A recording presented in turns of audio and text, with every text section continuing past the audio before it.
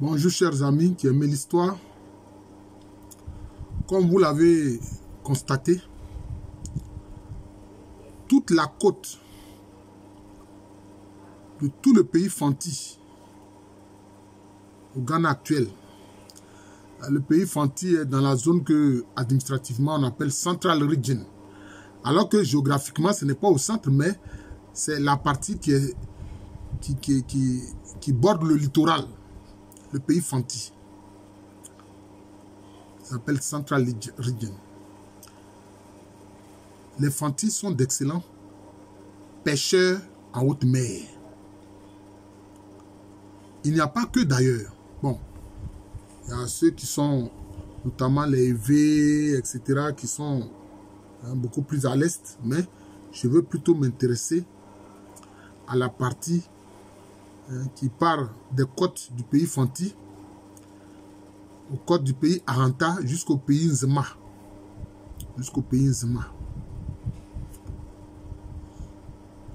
Toute cette côte-là a produit et encore produit, même encore de nos jours, d'excellents pêcheurs en haute mer. D'excellents pêcheurs en haute mer. Il faut savoir une chose. Pratiquement, jusqu'au 9e siècle, ces populations-là n'osaient pas aller en haute mer.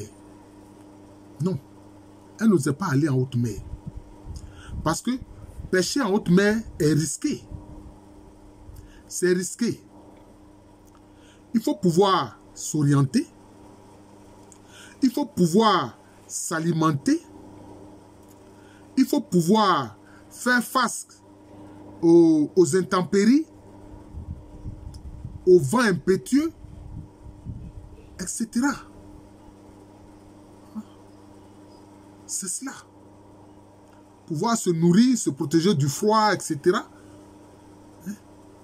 Connaître avoir toutes ces connaissances-là. Moi, je vous le dis, jusqu'à la période entre le 9e siècle et le 10e siècle, toutes ces populations à Caen-là, qui sont sur le littoral du golfe de Guinée, n'osaient pas pratiquer la pêche en haute mer. C'est un personnage, un de nos ancêtres, qui est un Etsi. Les Etsi font partie aujourd'hui des Fanti, mais ils ont été les premiers à peupler le littoral. Ils ont été les premiers à peupler le littoral. Et puis par la suite, maintenant, vous avez les Fanti, ceux qu'on appelle les Borbor Fanti, qui sont venus du Bono. Le Bono, c'est la région qui est juste au nord de l'Ashanti et qui fait partie de ce qu'on appelle la zone administrative actuelle du Ghana, qu'on appelle le Brong Ahafo. Donc, entre le 9e et le 10e siècle, toutes ces populations à Kala qui sont sur le littoral jusqu'au Nzema n'osaient pas pratiquer la pêche en haute mer. Non. En tout cas, ils n'allaient pas loin. Ils n'osaient même pas. Mais c'est un de nos ancêtres Etsi, à Caen, qui s'appelle Franyi Kwadja. Son nom, c'est Franyi Kwadja. Il était à Mouri. Bon, Mouri, en fait, c'est une localité qui a été créée par des Etsi, mais qui va devenir, je peux dire, la localité, maritime, qui dépendait du royaume d'Assabou. Mais le royaume d'Assabou a été créé aussi par des Etsi, dont le leader était Assabou Amanfi. Voilà. Voilà, c'est comme ça. Beaucoup de futurs Betibé et Wotile sont d'origine Etsi. C'est pour ça que le tambour, le nom tambouriné des Betibé, des Wotile, des Tiobo dit quoi? Atsi, encore bleke, Atsi. Voilà, donc vous retrouvez le nom Etsi, Atsi. C'est comme ça. Maintenant, le clan Bossman, ceux qui ont fondé Abi, je viens de faire d'ailleurs tout à l'heure un post sur Abi, eux ils étaient Assabou, mais les Assabou sont aussi des Gouans, donc ils ont de même extraction que les Etsi. Voilà, c'est comme ça. D'ailleurs, quand l'ancêtre des Assabou est arrivé sur le littoral, les Etsi ont constaté qu'ils parlaient la même langue qu'eux. Il parlait la même langue. Il parlait la même langue qu'eux. Voilà, il y a même un personnage, je ne sais pas si j'ai noté son nom ici. Voilà, on l'appelle Adzekese. Adzekese Eneti.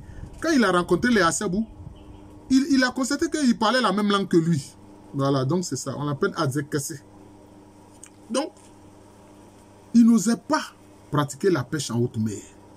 Tous ces peuples-là, les Eti, les Assabou, et puis les Abrem. D'ailleurs, les Aladians viennent du pays Abrem. Voilà. C'est pour ça que les Aladians, ils pratiquent la pêche en haute mer. Ils pratiquent la pêche en haute mer. Ça vient de l'enseignement que Franyi Kwadja, le professeur de pêche en haute mer, a appris à leurs ancêtres. Les Aladians, ils sont des Abrem. C'est pour ça qu'à justice, d'ailleurs, leurs voisins Aïzi les appellent Abré. Les appellent Abré. Ce sont des Abrem. Tout ça, ce sont des groupes d'extraction Gouan qui étaient sur le littoral du pays Fanti actuel, qui fait partie de la zone administrative du Central Region de la République du Ghana actuelle. Et donc, jusqu'à entre le 9e et le 10e siècle, nos ancêtres là, qui étaient sur le littoral, n'osaient pas pratiquer la pêche en haute mer. En haute mer. Ils avaient peur. Mais celui qui va leur apprendre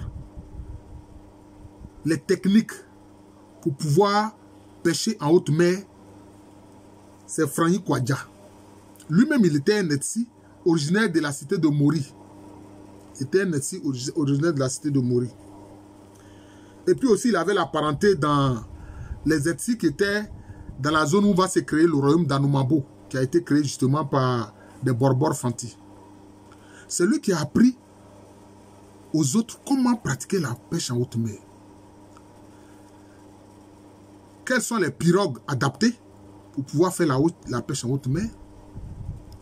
Comment pouvoir s'orienter pour pouvoir faire la pêche en haute mer? C'est lui qui leur a enseigné tout ça. Comment s'orienter? Vous voyez? Moi, personnellement, je ne sais pas comment il a acquis cette connaissance-là. Mais Franyi Kwadja avait cette connaissance-là. Et il a transmis ça aux autres. Comment s'orienter quand on va en haute mer pour pouvoir revenir à son lieu de départ?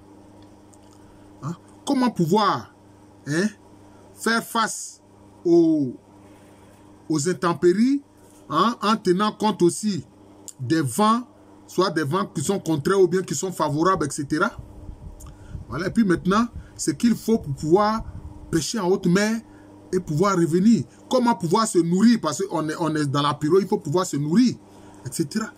Toutes ces connaissances-là, c'est Franyi Kwadja qui a appris ça à nos ancêtres à Caen. Les Etsi, a commencé par les Etsi. Et puis il a appris ça aussi au Ahanta, parce que lui-même, il avait de la famille Achama, qui fait partie du royaume Ahanta. Bon, d'ailleurs, les Nzma, même beaucoup d'ancêtres d'Nzma ont séjourné à Achama. Et ils appellent le lieu là Esma. Ils appellent Chama Esma. Donc, c'est le même Franyi Kwadja qui était donc un professeur de la pêche en haute mer qui passait le long du littoral pour apprendre aux gens, comment il faut pêcher en haute mer. Quelles sont les dispositions à prendre, quels sont les pièges à éviter, quelles sont les techniques qu'il faut utiliser, etc. Pour pouvoir faire la pêche en haute mer. Parce que quand les gens vont faire la pêche en haute mer, ils peuvent rester en haute mer quelquefois même près d'une semaine.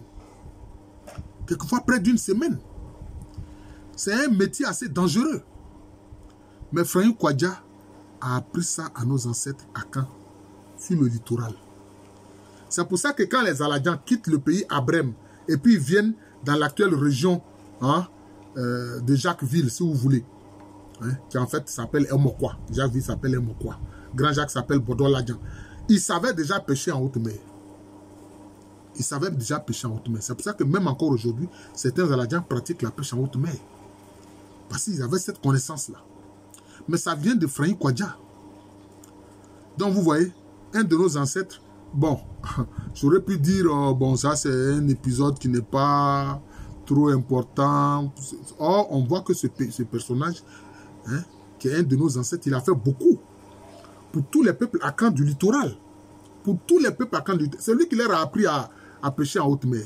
Même les Nzma, il leur a appris à pêcher en haute mer. La pêche en haute mer, les Nzma appellent ça Ngoyue. Ils appellent ça Ngoyue. Vous comprenez? Ngoyue. C'est comme ça. Et puis aussi, qu'est-ce qu'il leur a dit? Il a appris aussi, il leur a donné aussi des, je peux dire, au plan spirituel, il leur a dit, ah, l'esprit de l'océan là, son jour pour la dévotion, c'est mardi. C'est mardi. C'est mardi. D'ailleurs, si bien que les locuteurs du Twi, ils appellent l'esprit de l'océan Bosumpo. Bosumpo. Parce que l'océan est appelé Apo. C'est comme ça qu'ils appellent l'océan. Les locuteurs du Twi. Les fantiques, ils appellent l'océan Apo. Donc, l'esprit de l'océan s'appelle Bosumpo. Vous comprenez? Mais les Inzma, ils appellent ça Nievli. Ils appellent l'océan Nievli. C'est comme ça qu'ils appellent l'océan. Donc, les mardis, là, ils évitent d'aller pêcher en haute mer. Tout ça là, c'est Franyi Kwadja qui leur a enseigné ça. C'est Franyi Kwadja qui leur a enseigné ça. Comment pouvoir pêcher en haute mer. Aller en haute mer, faire même une semaine et puis en revenir. Donc, il fallait pouvoir s'orienter. Hein? Je peux dire au plan géographique. Hein? Alors qu'ils n'avaient pas d'astrolabe, ni de boussole, etc. Mais ils savent s'orienter. Parce que Franyi Kwadja leur a appris ça. Et puis grâce à cette connaissance que Franyi Kwadja leur a donnée pour pouvoir pêcher en haute mer, cela a accru leur revenu. Cela a accru leur revenu. Parce qu'il y a certains produits halieutiques, certaines espèces de poissons, etc. C'est surtout en haute mer qu'on peut les avoir. Voilà. C'est en haute mer qu'on peut les avoir. Donc c'est l'ancêtre Franyi Kwadja. Moi, je l'appelle le professeur de la pêche en haute mer. Le professeur de la pêche en haute mer. Voilà. Donc, j'ai voulu rendre hommage à cet ancêtre-là, qui a appris à nos ancêtres, aux autres ancêtres, comment est-ce qu'il faut pratiquer la pêche en haute mer. Comment s'orienter, comment pouvoir passer une semaine, etc. en haute mer. C'est comme ça. C'est Franyi Kwadja qui leur a appris ça. Voilà. Voilà, c'est comme ça. Alors, je vous remercie. Je suis le professeur Alou Kwame René, professeur titulaire d'histoire à l'université Félix Houphouët-Boigny, université qui est à Abidjan, c'est à Cocody. C'est à Côte d'Ivoire, un pays situé en Afrique de l'Ouest. Vraiment, quelquefois, peut-être je ferai des vidéos comme ça qui concernent certains ancêtres. Je crois que j'ai eu à faire même des séries sur ça. Mais aujourd'hui, vraiment, j'ai voulu honorer cet ancêtre-là, Franyi Kwadja. Voilà. Merci encore et bonne journée à tous.